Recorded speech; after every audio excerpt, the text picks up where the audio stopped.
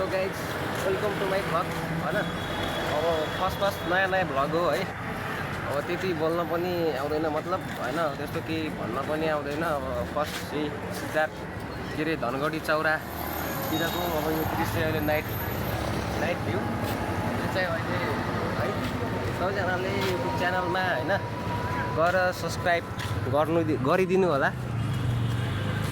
आज अहिले अब रुमतिर गइरहेको छौँ हामीहरू होइन। अब यता चौरादेखि हिँड्दै अब रुमतिर पुग्छिन्छ। अब कति बेला पुग्छिन्छ थाहा छैन।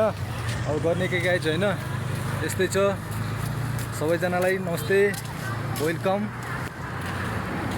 नाइट भ्यू त क्या खतरा देखिँदो रहेछ है। रमाइलो धनगढी, स्वच्छ धनगढी। सबैजनाले चाहिँ प्लिज फलो के अरे सब्सक्राइब गरिदिनु होला।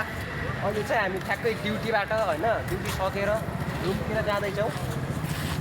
नाइट भ्यू धनगढी सिद्धार्थ चौराको नाइट यो बाटोघाटो यस्तो चाहिँ थिएन। जब गोपी हमाल मेयर भयो त्यसपछि चाहिँ है पुरा धनगढीको नक्सा फेरिएको छ गाइज। यसरी नै नेपालको नक्सा फेरियोस् बालेनद्वारा, प्रधानमन्त्री बालेन शाहद्वारा होइन। अब के गर्नु, अब भर्खर ड्युटी सकेर घरतिर गइरहेछौँ। अब के गर्नु गाइज, दुःख नगरी सुख मिल्दैन भन्छन् होइन। काम नगरी खाना पुग्दैन, त्यसैले आफ्नो पेटको लागि पनि काम गर्नै पर्यो।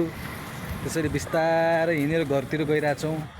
बुझ्यो आफ्नै तालमा हेर्न, गोजीमा हात हालेर क्या दामी हिँडिरहेछ। यस्तै हो गाइज होइन। अब के गर्नु, भर्खरै ड्युटीबाट आइयो, अब रुमतिर गइरहेछ होइन। नाइट भ्यू यसो एउटा भ्लग बनाऊँ भनेर यसो नाइट भ्यू देखेर बनाएको है। धीरे धीरे चल रहे हाम्रो रुम त। सेयर गरिदिनु होला। के होला भाइ चाहिँ एकजना भाइलाई चाहिँ हामीले भेटेका छौँ। र भाइ तिम्रो नाम चाहिँ के हो? अरुण के? अरुण दमाई। अनि घर चाहिँ कहाँ हो? पत्तरिया। अनि तिमी अहिले के गर्छौ? के गर्छौ त अहिले? पैसा माग्छौ? किन?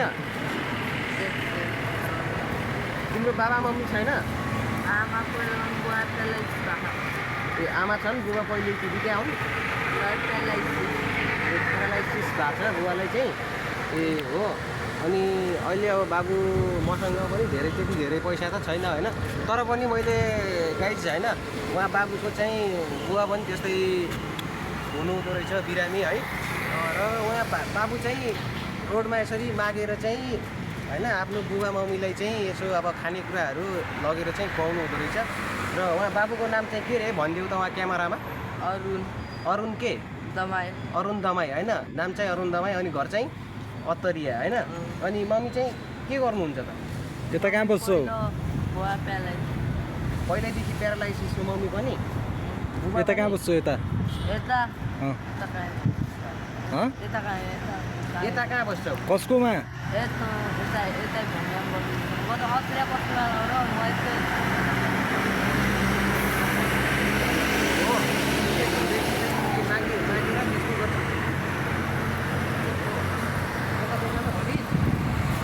गाइज के गर्ने होइन। बाबुलाई चाहिँ मैले धेरै नभएर अलिकति सहयोग गर्न चाहेँ। धेरै मैले पनि मसँग पनि छैन होइन। आइज भयो मलाई ठिक छ गाइज होइन। पुरा अहिले त धनीमन भइदिइरहेछ है। जो गोजीमा एक पैसा सुक्को हुन्न भाइ, उही धनीमन भइदिइरहेछ है। के गर्ने गाइज, यस्तै छ। अब सुरिलो घरतिर जाऊँ, रुमतिर जाऊँ, खानासाना बनाउनुपर्छ, खानुपर्छ होइन। अब अरू के गर्नु, यस्तै हो। गयो अगाडि।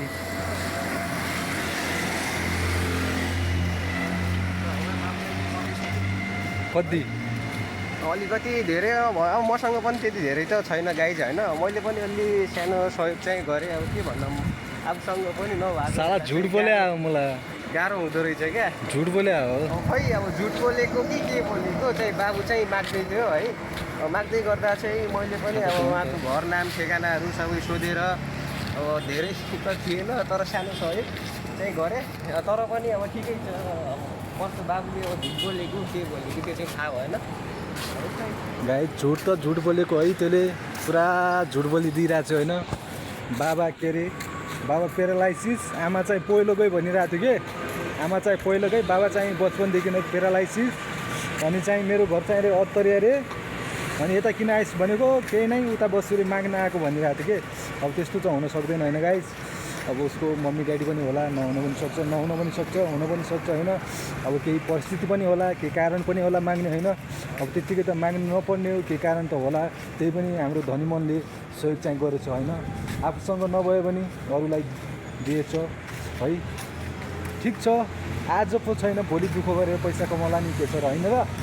यस्तै हो गाइज होइन। अब के भन्नु छ, धनगढीदेखि अब चौरादेखि गइरहेछौँ रुमतिर।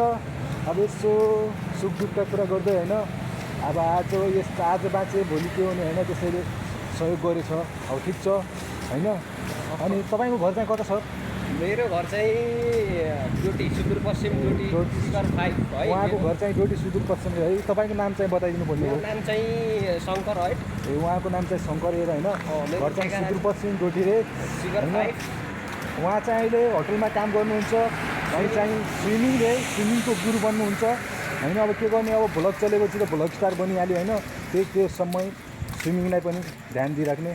अब सुन्दर सुन्दर केटीहरूको परिकल्पना सहर हो भाइ हाम्रो धनगढी। आजभोलि चाहिँ स्वच्छ सफा बबाल छ है, राम्रो छ, सुन्दर छ, एकदम खतरा बनाइदिएको छ है गोपी अमालले।